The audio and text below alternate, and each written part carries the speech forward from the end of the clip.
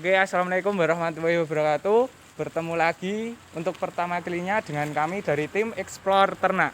Di sini saya dolan ke kandang lembu Kamandanu milik Mas Didi yang beralamatkan di Desa Klumpit, Selondoko, Ampel, Kabupaten Boyolali. Oke, di sini saya sudah bersama owner dari lembu Kamandanu bersama Mas siapa di sini? Saya atas nama Didik Setiawan, Mas. Kalau sekarang biasa dipanggil Didik Kamandanu. Di sini saya sebagai ownernya lembu Kamandanu ya, Mas. Oke, di sini bersama Mas Didik dari lembu Kamandanu. Di sini untuk yang pertama saya mau bertanya nih mengenai bagaimana cerita singkat berdirinya lembu Kamandanu ini dan susah senengnya usaha di bidang ternak. Oke.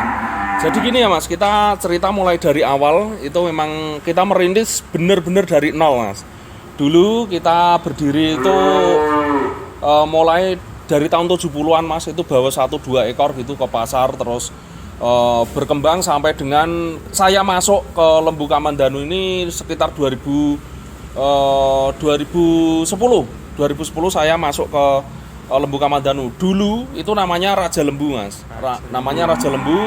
Waktu itu sempat tenar juga ya, Mas. Sempat merajai di dunia pasar di daerah Boyolali. Terus akhirnya kita collab di tahun 2013. Itu kalau nggak keliru di tahun 2013.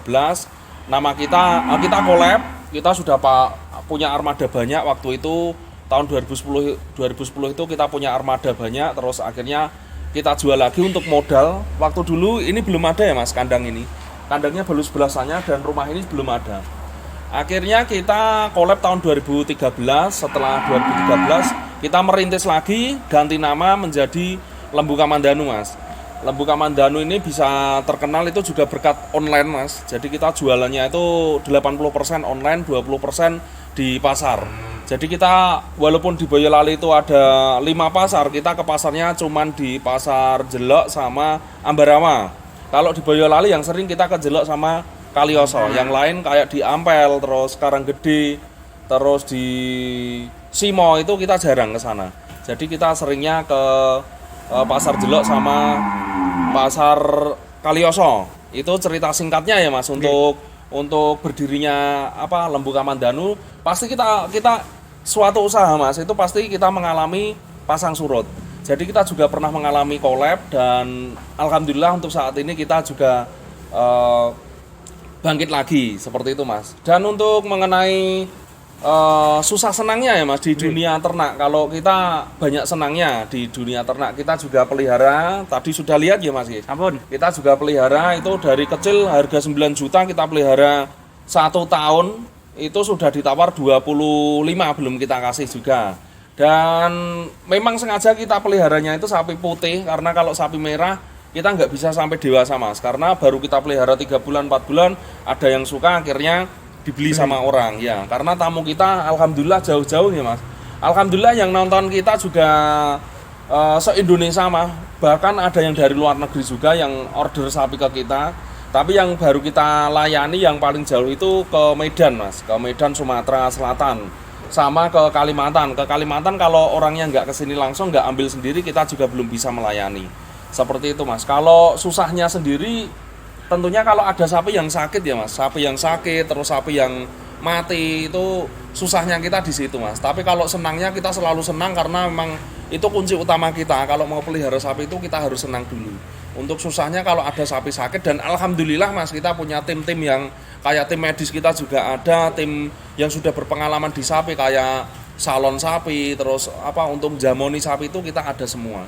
Jadi sudah kita persiapkan sebelumnya. Seperti itu, Mas. Oke, makasih atas cerita singkat mengenai lembu Kamandanu.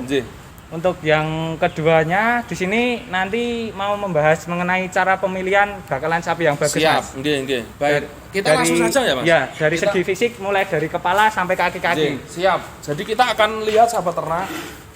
Kalau di lembu Kamandanu sendiri kita ada sapi itu ada kelas yang biasa, kelas bagusan, terus kelas super sama super elit. Jadi ada 4 itu. Jadi yang biasa itu yang biasa yang kita katakan biasa karena bobotnya nanti paling maksimal itu 600 600 kilo mas, itu yang kita bilang biasa. Kalau yang bagusan itu sudah di atas 700, yang super sudah di atas 800, dan yang super elite itu pastinya bisa 1 ton up. Seperti itu apa ya, kelas-kelas di Lembu Kamandanu. Setiap pedagang pasti punya istilah lain-lain mas. Ada yang bilang premium, juga ada yang paling tinggi, ada yang F1 kalau bahasa pasaran, ada yang seperti itu. Kalau kita itu namanya super elite, itu yang paling tinggi. Dan kita akan lihat di sini ini sudah ada kelas bagusan mas. Sapi seperti ini bagusan. Jadi kita katakan bagusan itu nanti prospeknya itu bisa 700. Seperti ini sapi-sapinya. Kenapa kita bilang bagusan? Terus kita lihat spek sapinya mas. Jadi kepalanya nggak begitu bagus, tapi dipanggil bagusan seperti ini. Kalau yang super itu masuk porem mas, nanti ada di sebelah sana, nanti ada. Yang ini masuk kategori bagusan seperti ini mas. Untuk kaki-kakinya juga nggak begitu kokoh ya mas. Ini kelihatan di bagian sini. Nah, ini kelihatan. Ini nanti bobotnya bisa sekitar 700. Untuk pemilihannya sendiri, kita akan beralih ke yang paling bagus dulu aja mas. Yang sapinya nanti prospek 1 ton. Nah, kita akan bergeser ke sini. Nah, inilah sapi yang nantinya bisa 1 ton mas. Kita perkirakan, kita prediksi sapi-sapinya bisa prospek 1 ton. Kita lihat dari kepala mas. Dari kepala dikatakan kepalanya porem seperti ini. Kepalanya porem, bulat. Dan untuk mulutnya mas, atau orang sini bilang congornya ya mas, ya, itu seperti ini mas. Jadi papa seperti ini, besar ini. Biasanya makannya lahap. Dan untuk kulitnya, misalkan dipegang kayak gini mas, kendor dan tipis kulitnya. Untuk punggung rata seperti ini, dan kaki pastinya ini mempengaruhi, sangat mempengaruhi untuk sahabat ternak semua. Nanti kalau milih-milih sapi, utamakan yang lurus seperti ini, yang lurus kakinya, dan besar di bagian lutut. Nah, jadi untuk kaki-kakinya harus lurus dari sini, nggak bengkok ya mas. Bahasa kita itu nggak nyengklek kayak gini loh mas, jadi lurus, asli lurus. Kalau bahasa kita pajet namanya, seperti ini. Dan kelemahannya kalau sapi ini di bagian alat kelaminnya mas, jadi alat kelaminnya ini masih kurang mepet ke atas, ini masih poler, bahasa kita poler, seperti itu. Kalau bisa usahakan cari yang punggungnya lurus seperti ini, dan ekornya itu merit, jadi nggak melebihi lutut. Ini yang sapi-sapi prospek 1 ton seperti ini mas. Ini masuk kategori super elite seperti ini. Carinya juga nggak mudah. Mungkin kalau kita perbandingannya itu 10:2 mas. Misalkan kita bawa 10 ekor, paling ada 2 ekor. Untuk yang kelas-kelas super seperti ini ya mas, ini masuk kategori super. Ini nanti bobotnya bisa 800, sapi-sapi seperti ini. Jadi tadi yang kelas bagusan, kita kalau kelas biasa ada 1 kelas biasa. Yang kelas bagusan ada, yang kelas super elite ada. Ini yang kelas super. Super itu seperti ini, nanti bobotnya bisa 800, mohon maaf, nanti bisa 800. Dan ini kita lihat kakinya juga bagian lututnya ini besar, dan untuk kukunya ini masih kurang bagus. Batok mengkurep, istilahnya seperti itu mas, kurang tebal. Untuk punggungnya ini termasuk rata, dan kepalanya juga termasuk porem. Nah, seperti ini mas. Nah, ini prospeknya sekitar 800, yang ini bisa 1 ton, dan yang tadi sekitar 700-an mas. Untuk yang prospeknya nanti yang kelas biasa kita belum ada ya mas. Oh, yang ini mas. Yang ini sahabat ternak. Jadi kita pilih yang seperti ini. Ini kelasnya sapi biasa. Nah, seperti ini. Ini nanti bobotnya sekitar 600. Jadi sangat berbeda sekali ya mas ya. Oh, kalau ini malah bisa lebih mas. Ini masih bisa lebih. Kalau 600 ini masih bisa lebih. Yang kelas biasa ada di sebelah sana. Nanti maksimal itu paling bobotnya sekitar 600 mas. Seperti itu. Dan untuk jenis-jenis sapi limosin memang ada banyak sekali. Untuk memahami itu memang butuh terjun langsung ya mas. Kalau kita hanya lewat teori mungkin sulit. Cuma nanti dikasih teori ciri-cirinya seperti ini, warnanya merah, terus bulu mata merah, itu akan sulit. Tapi kalau kita terjun langsung ke lapangan, langsung ke kandang, melihat secara langsung bisa lebih tahu mas. Seperti itu. Oke, terima kasih. Di sini di Lembu Kamandanu ada 4